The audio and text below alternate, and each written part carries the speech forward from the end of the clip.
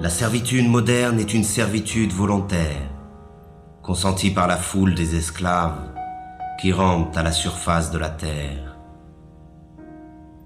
Ils achètent eux-mêmes toutes les marchandises qui les asservissent toujours un peu plus. Ils courent eux-mêmes derrière un travail toujours plus aliénant, que l'on consent généreusement à leur donner s'ils sont suffisamment sages. Ils choisissent eux-mêmes les maîtres qu'ils devront servir. Pour que cette tragédie mêlée d'absurdité ait pu se mettre en place, il a fallu tout d'abord ôter aux membres de cette classe toute conscience de son exploitation et de son aliénation. Voilà bien l'étrange modernité de notre époque. Contrairement aux esclaves de l'Antiquité, aux serfs du Moyen-Âge ou aux ouvriers des premières révolutions industrielles, nous sommes aujourd'hui devant une classe totalement asservie, mais qui ne le sait pas, ou plutôt, qui ne veut pas le savoir. Ils ignorent par conséquent la révolte, qui devrait être la seule réaction légitime des exploités.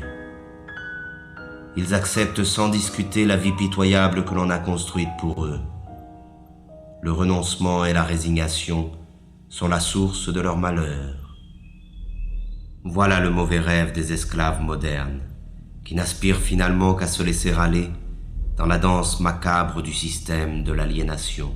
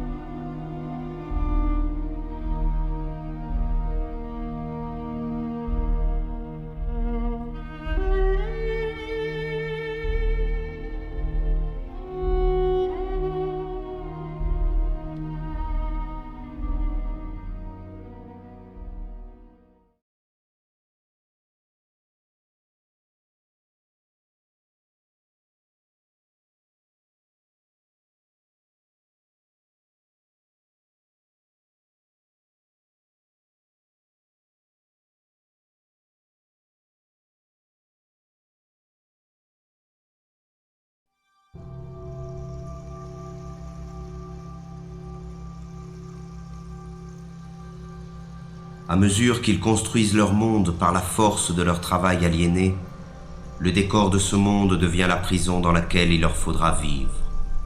Un monde sordide, sans saveur ni odeur, qui porte en lui la misère du mode de production dominant. Ce décor est en perpétuelle construction. Rien n'y est stable. La réflexion permanente de l'espace qui nous entoure trouve sa justification dans l'amnésie généralisée et l'insécurité dans lesquelles doivent vivre ses habitants. Il s'agit de tout refaire à l'image du système. Le monde devient tous les jours un peu plus sale et bruyant, comme une usine.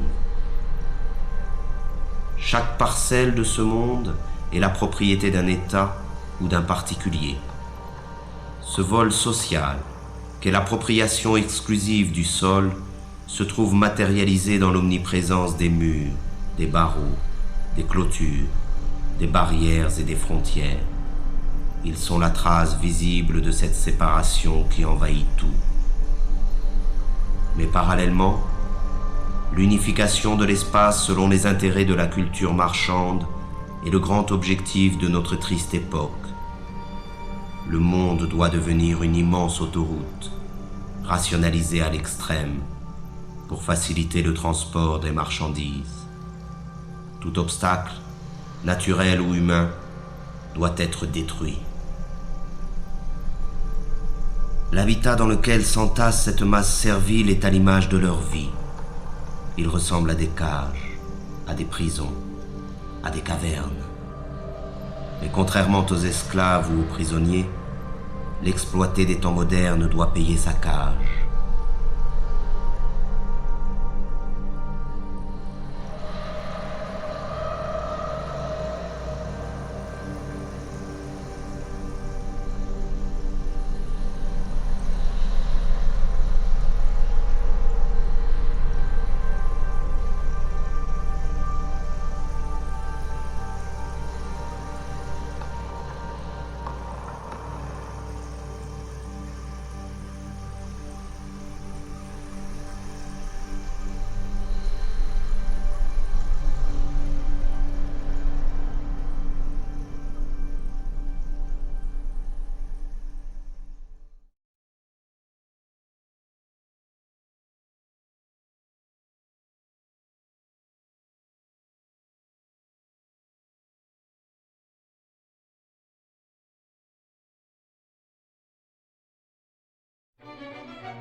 Et c'est dans ce logis étroit et lugubre qu'il entasse les nouvelles marchandises qui devraient, selon les messages publicitaires omniprésents, lui apporter le bonheur et la plénitude.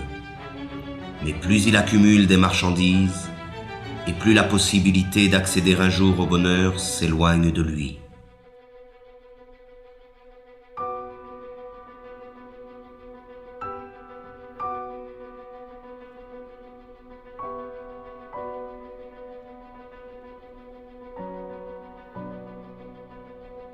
La marchandise, idéologique par essence, dépossède de son travail celui qui la produit et dépossède de sa vie celui qui la consomme. Dans le système économique dominant, ce n'est plus la demande qui conditionne l'offre, mais l'offre qui détermine la demande. C'est ainsi que de manière périodique, de nouveaux besoins sont créés qui sont vite considérés comme des besoins vitaux par l'immense majorité de la population. Ce fut d'abord la radio, puis la voiture, la télévision, l'ordinateur et maintenant le téléphone portable. Toutes ces marchandises, distribuées massivement en un laps de temps très limité, modifient en profondeur les relations humaines. Elles servent d'une part à isoler les hommes un peu plus de leurs semblables et d'autre part à diffuser les messages dominants du système. Les choses qu'on possède finissent par nous posséder.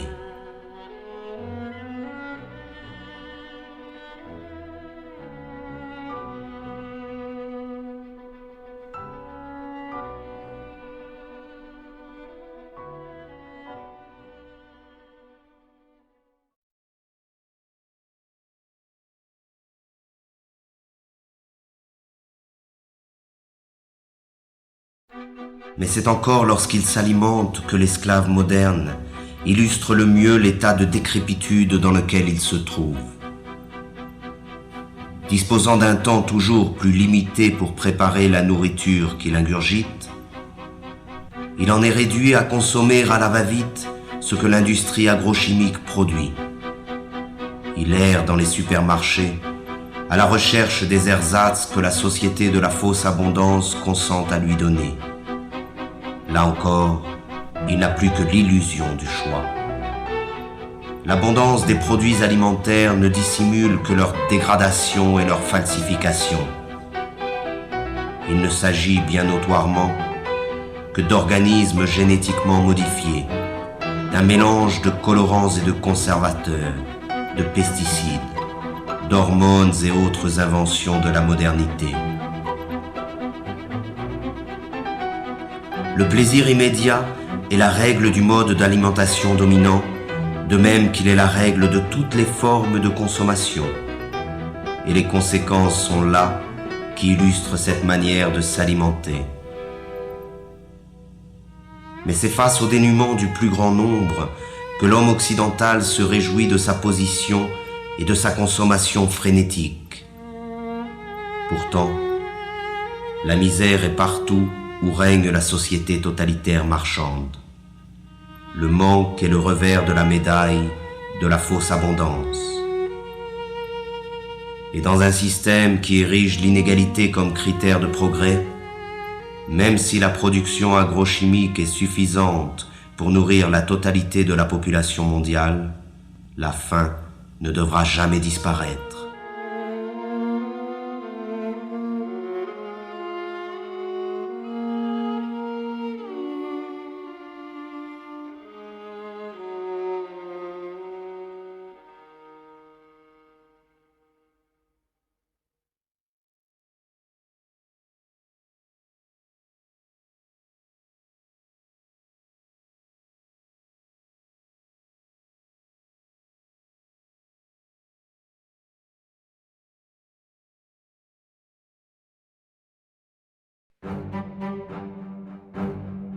L'autre conséquence de la fausse abondance alimentaire est la généralisation des usines concentrationnaires et l'extermination massive et barbare des espèces qui servent à nourrir les esclaves. Là se trouve l'essence même du mode de production dominant. La vie et l'humanité ne résistent pas face au désir de profit de quelques-uns.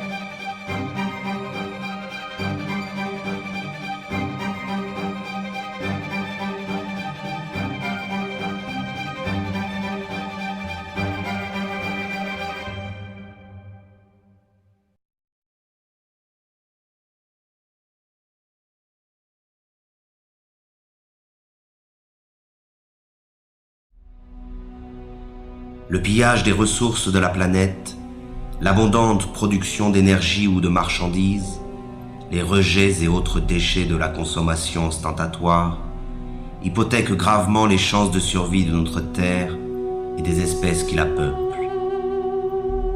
Mais pour laisser libre cours au capitalisme sauvage, la croissance ne doit jamais s'arrêter. Il faut produire, produire et reproduire encore.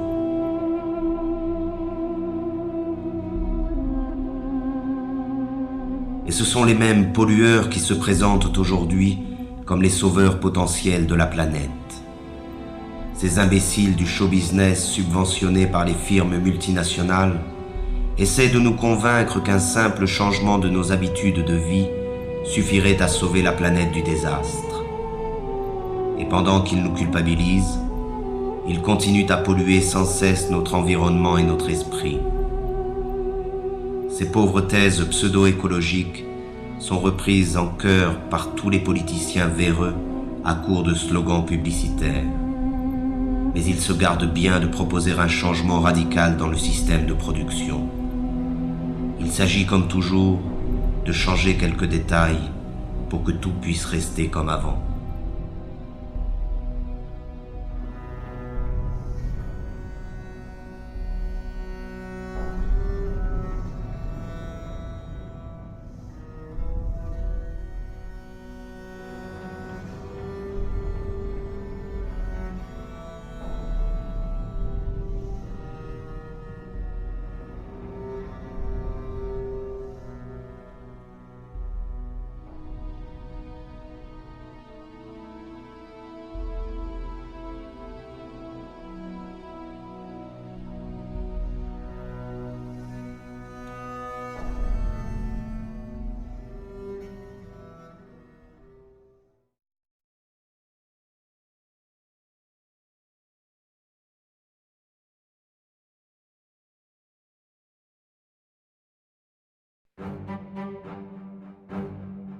Mais pour rentrer dans la ronde de la consommation frénétique, il faut de l'argent. Et pour avoir de l'argent, il faut travailler, c'est-à-dire se vendre. Le système dominant a fait du travail sa principale valeur. Et les esclaves doivent travailler toujours plus pour payer à crédit leur vie misérable. Ils s'épuisent dans le travail, perdent la plus grande part de leur force vitale et subissent les pires humiliations. Ils passent toute leur vie à une activité fatigante et ennuyeuse pour le profit de quelques-uns. L'invention du chômage moderne est là pour les effrayer et les faire remercier sans cesse le pouvoir de se montrer généreux avec eux. Que pourraient-ils bien faire sans cette torture qu'est le travail ? Et ce sont ces activités aliénantes que l'on présente comme une libération. Quelle déchéance et quelle misère!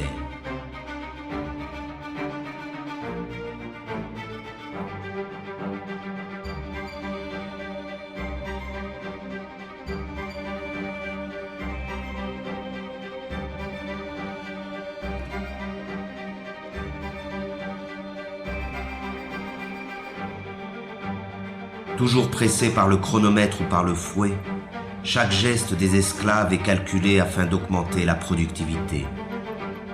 L'organisation scientifique du travail constitue l'essence même de la dépossession des travailleurs, à la fois du fruit de leur travail, mais aussi du temps qu'ils passent à la production automatique des marchandises ou des services. Le rôle du travailleur se confond avec celui d'une machine dans les usines, avec celui d'un ordinateur dans les bureaux. Le temps perdu ne revient plus. Ainsi, chaque travailleur est assigné à une tâche répétitive, qu'elle soit intellectuelle ou physique. Il est spécialiste dans son domaine de production. Cette spécialisation se retrouve à l'échelle de la planète dans le cadre de la Division internationale du travail.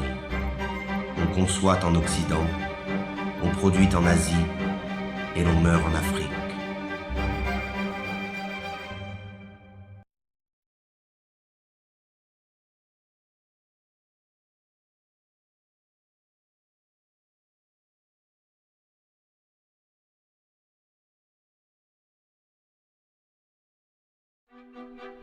L'esclave moderne aurait pu se contenter de sa servitude au travail.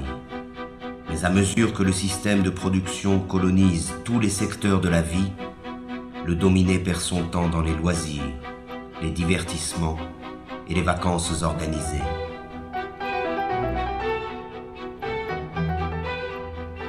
Aucun moment de son quotidien n'échappe à l'emprise du système. Chaque instant de sa vie a été envahi. C'est un esclave à temps plein.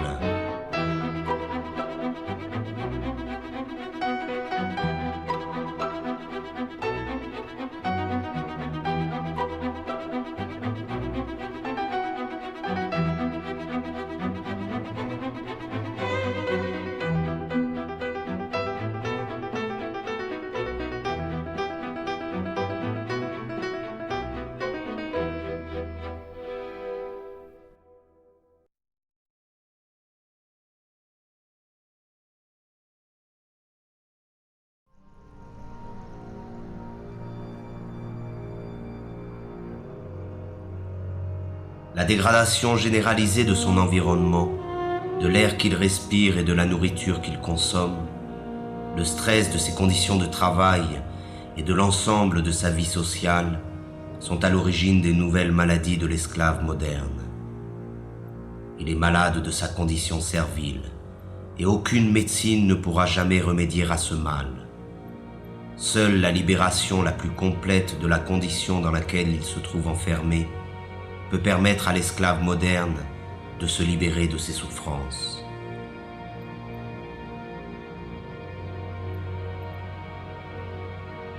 La médecine occidentale ne connaît qu'un remède face aux maux dont souffrent les esclaves modernes, la mutilation.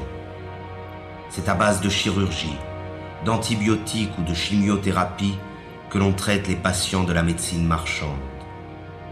On s'attaque aux conséquences du mal sans jamais en chercher la cause. Cela se comprend autant que cela s'explique. Cette recherche nous conduirait inévitablement vers une condamnation sans appel de l'organisation sociale dans son ensemble. De même qu'il a transformé tous les détails de notre monde en simples marchandises, le système présent a fait de notre corps une marchandise, un objet d'étude et d'expérience livré aux apprentis sorciers de la médecine marchande et de la biologie moléculaire. Et les maîtres du monde sont déjà prêts à breveter le vivant. Le séquençage complet de l'ADN du génome humain est le point de départ d'une nouvelle stratégie mise en place par le pouvoir.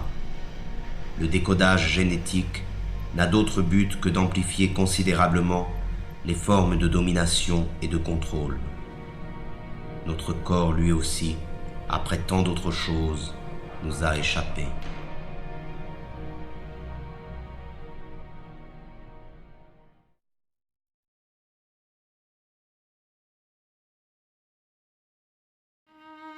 Le meilleur de sa vie lui échappe, mais il continue, car il a l'habitude d'obéir depuis toujours. L'obéissance est devenue sa seconde nature. Il obéit sans savoir pourquoi, simplement parce qu'il sait qu'il doit obéir. Obéir, produire et consommer, voilà le triptyque qui domine sa vie. Il obéit à ses parents, à ses professeurs, à ses patrons, à ses propriétaires, à ses marchands. Il obéit à la loi et aux forces de l'ordre. Il obéit à tous les pouvoirs car il ne sait rien faire d'autre. La désobéissance l'effraie plus que tout, car la désobéissance, c'est le risque, l'aventure, le changement. Mais de même que l'enfant panique lorsqu'il perd de vue ses parents, l'esclave moderne est perdu sans le pouvoir qui l'a créé. Alors il continue d'obéir.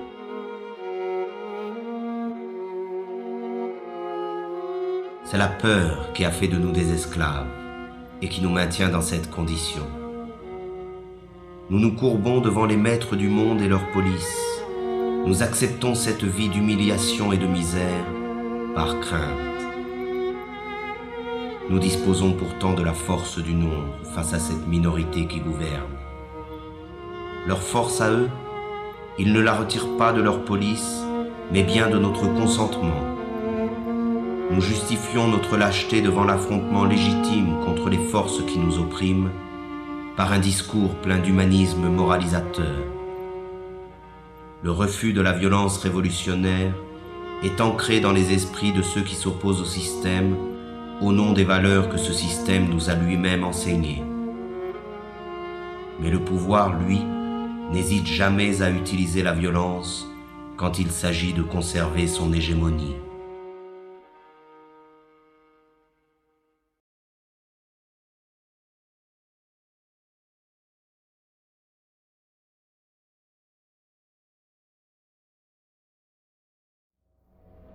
Pourtant, il y a encore des individus qui échappent au contrôle des consciences, mais ils sont sous surveillance. Toute forme de rébellion ou de résistance est de fait assimilée à une activité déviante ou terroriste. La liberté n'existe que pour ceux qui défendent les impératifs marchands. L'opposition réelle au système dominant est désormais totalement clandestine. Pour ses opposants, la répression est la règle en usage. Et le silence de la majorité des esclaves face à cette répression trouve sa justification dans l'aspiration médiatique et politique à nier le conflit qui existe dans la société réelle.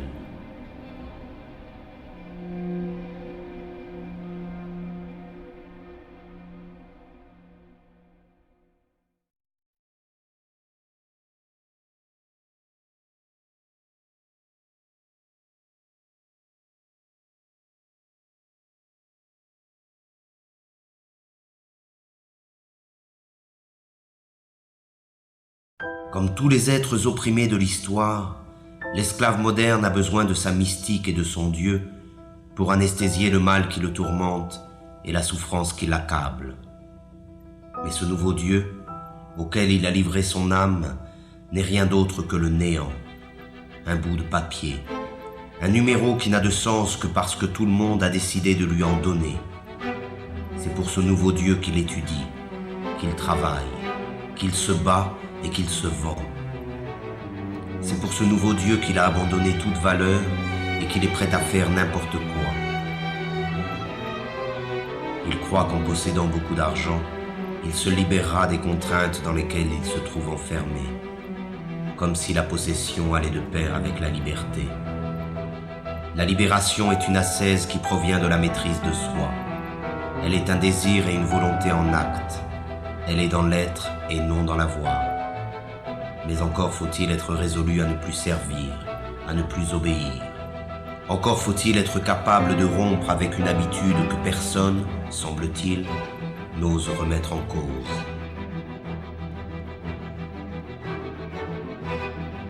Or, l'esclave moderne est persuadé qu'il n'existe pas d'autre alternative à l'organisation du monde présent.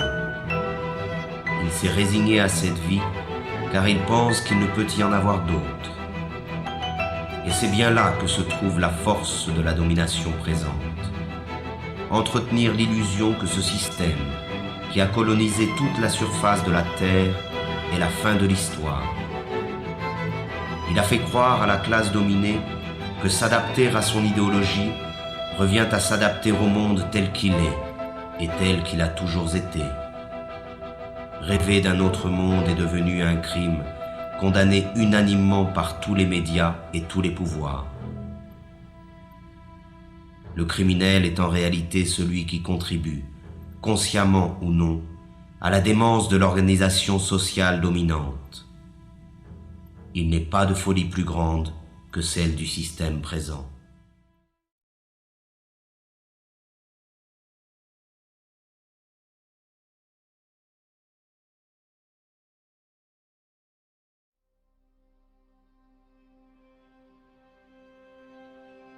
Devant la désolation du monde réel, il s'agit pour le système de coloniser l'ensemble de la conscience des esclaves. C'est ainsi que dans le système dominant, les forces de répression laissent progressivement place à la dissuasion, qui dès la plus petite enfance accomplit son œuvre de formation des esclaves. Ils doivent oublier leurs conditions serviles, leur prison et leur vie misérable. Il suffit de voir cette foule hypnotique connectée devant tous les écrans qui accompagnent leur vie quotidienne.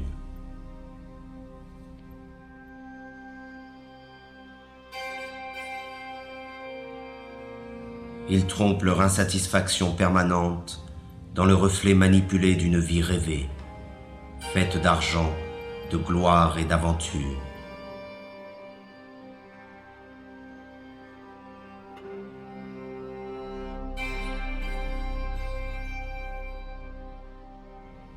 Mais leurs rêves sont tout aussi affligeants que leur vie misérable.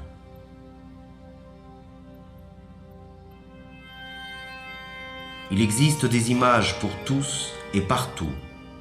Elles portent en elles le message idéologique de la société moderne et servent d'instruments d'unification et de propagande. Elles croissent à mesure que l'homme est dépossédé de son monde et de sa vie.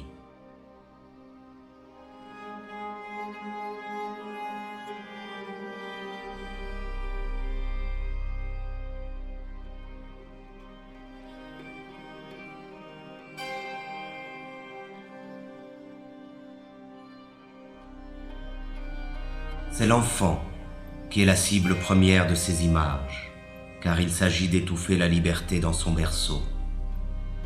Il faut les rendre stupides et leur ôter toute forme de réflexion et de critique. Tout cela se fait bien entendu avec la complicité déconcertante de leurs parents, qui ne cherchent même plus à résister face à la force de frappe cumulée de tous les moyens modernes de communication. Ils achètent eux-mêmes toutes les marchandises nécessaires à l'asservissement de leur progéniture. Ils se dépossèdent de l'éducation de leurs enfants et la livrent en bloc au système de l'abrutissement et de la médiocrité. Il y a des images pour tous les âges et pour toutes les classes sociales. Et les esclaves modernes confondent ces images avec la culture et parfois même avec l'art. On fait appel aux instincts les plus sordides pour écouler les stocks de marchandises. Et c'est encore la femme, doublement esclave dans la société présente, qui en paie le prix fort. Elle en est réduite à être un simple objet de consommation. La révolte elle-même est devenue une image que l'on vend pour mieux en détruire le potentiel subversif. L'image est toujours aujourd'hui la forme de communication la plus simple et la plus efficace. On construit des modèles, on abrutit les masses, on leur ment, on crée des frustrations. On diffuse l'idéologie marchande par l'image, car il s'agit encore et toujours du même objectif, vendre des modes de vie ou des produits, des comportements ou des marchandises, peu importe, mais il faut vendre.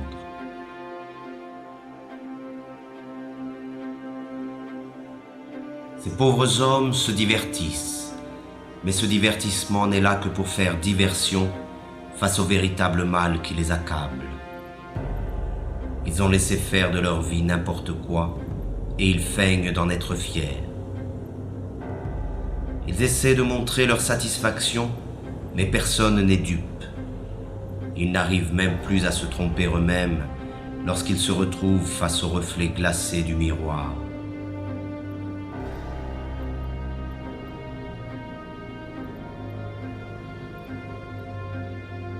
Ainsi, ils perdent leur temps devant des imbéciles censés les faire rire ou les faire chanter, les faire rêver ou les faire pleurer.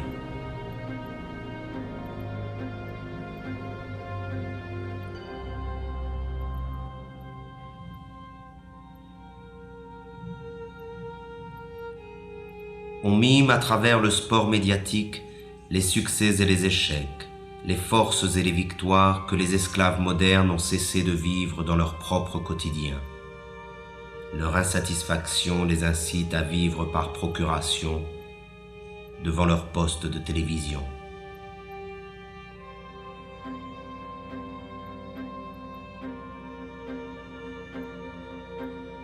Tandis que les empereurs de la Rome antique achetaient la soumission du peuple avec du pain et les jeux du cirque, aujourd'hui c'est avec les divertissements et la consommation du vide que l'on achète le silence des esclaves.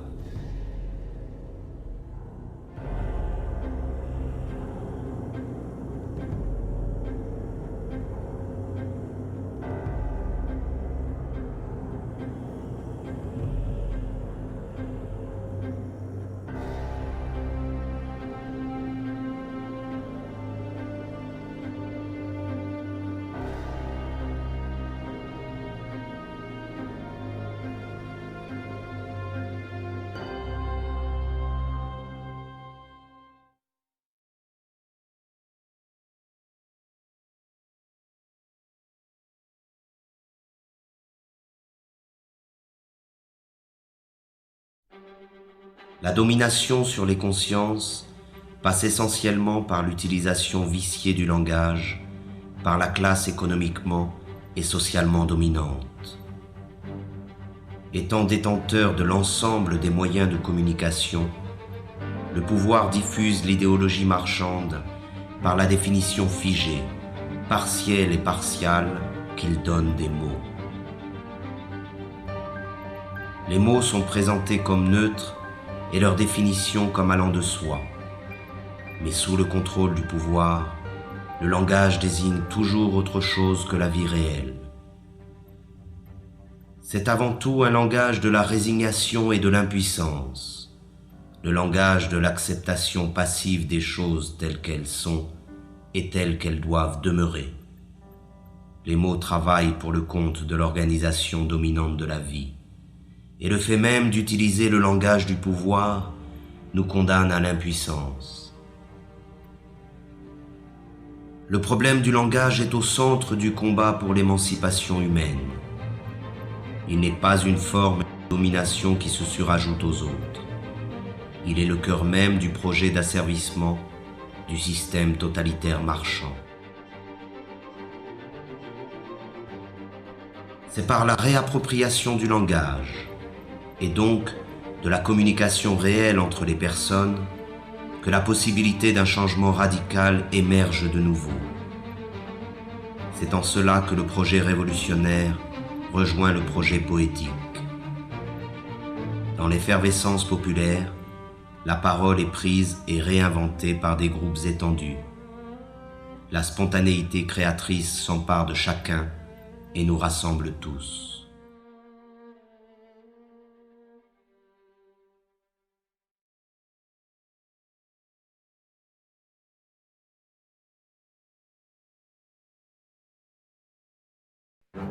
Pourtant, les esclaves modernes se pensent toujours citoyens.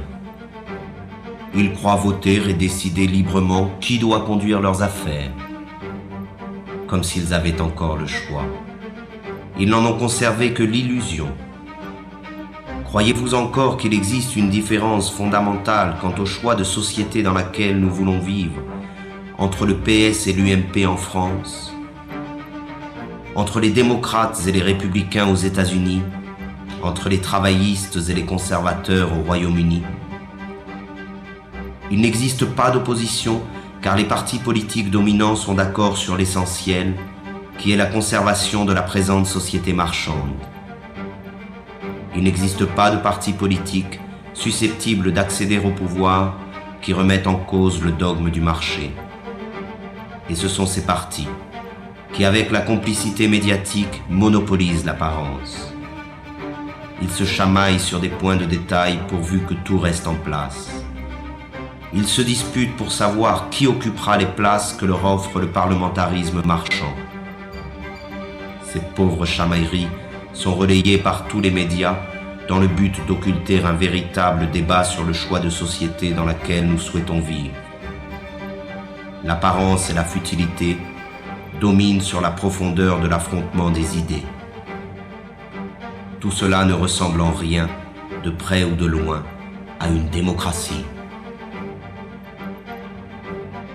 La démocratie réelle se définit d'abord et avant tout par la participation massive des citoyens à la gestion des affaires de la cité. Elle est directe et participative. Elle trouve son expression la plus authentique dans l'assemblée populaire et le dialogue permanent sur l'organisation de la vie en commun.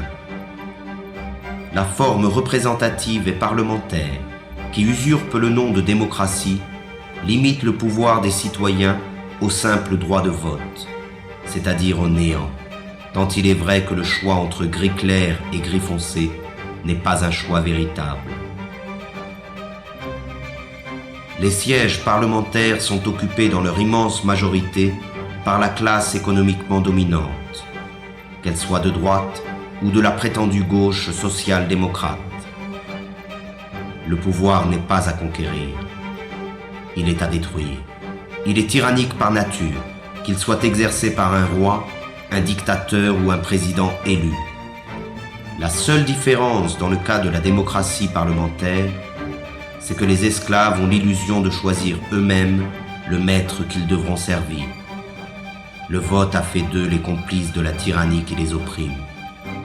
Ils ne sont pas esclaves parce qu'il existe des maîtres, mais il existe des maîtres parce qu'ils ont choisi de demeurer esclaves.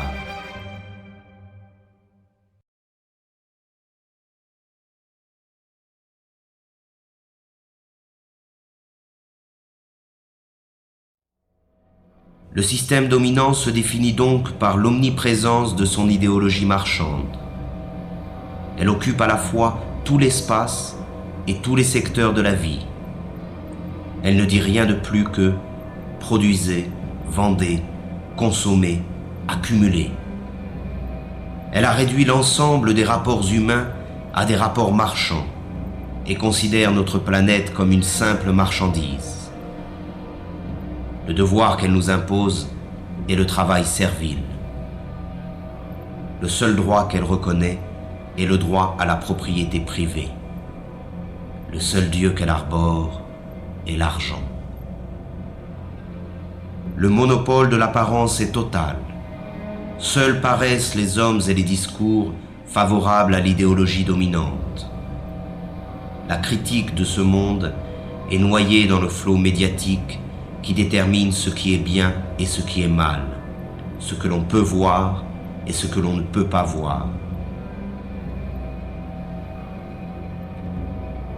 Omniprésence de l'idéologie, culte de l'argent, monopole de l'apparence, parti unique sous couvert du pluralisme parlementaire, absence d'une opposition visible, répression sous toutes ses formes, volonté de transformer l'homme et le monde. Voilà le visage réel du totalitarisme moderne, que l'on appelle démocratie libérale, mais qu'il faut maintenant appeler par son nom véritable, le système totalitaire marchand. L'homme, la société et l'ensemble de notre planète sont au service de cette idéologie. Le système totalitaire marchand a donc réalisé ce qu'aucun totalitarisme n'avait pu faire avant lui: unifier le monde à son image. Aujourd'hui, il n'y a plus d'exil possible.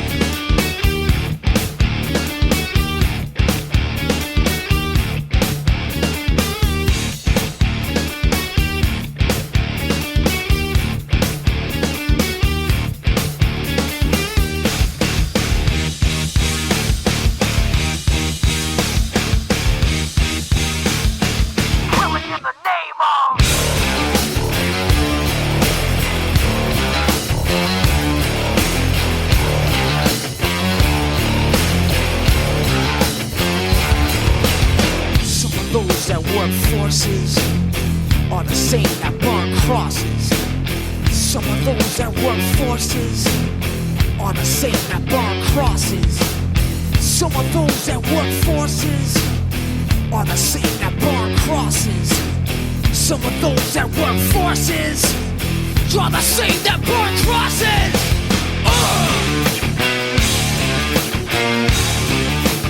Killing in the name of, killing in the name of. Now you do what they told you. Now you do what they told you. Now you do what they told you. Now you do what they told you. Now you do what they told you. And now you do what they told you. And now you do what they told you. And now you do what they told you. And now you do what they told you. And now you do what they told you. And now you do what they told you. And now you do what they told you. Those who died are justified for wearing the badge and your chosen white. You're justified. Those that died for wearing the badge and your chosen white. Those who died are justified for wearing the badge and your chosen white. You're justified. Those who died for wearing the badge and your chosen white. Some of those that work forces are the same that burn crosses. Some of those that work forces are the same that burn crosses. Some of those that work forces are the same that burn crosses. Some of those that work forces are the same that burn crosses.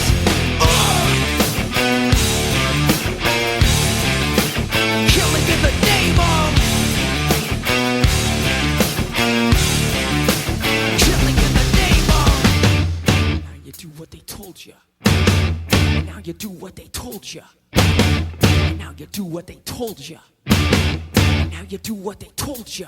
And now you do what they told you. Now you're under control. And now you do what they told you. Now you're under control. And now you do what they told you. Now you're under control. And now you do what they told you. Now you're under control. And now you do what they told you. Now you're under control. And now you do what they told you. Now you're under control. And now you do what they told you. Now you're under control. And now you do what they told you. Those who die are justified. But wearing the badge, they get chosen white. You're justified. Those that died, but wearing the badge, they get chosen white. Justified. Those that died, but wearing the badge, they get chosen white. Come on.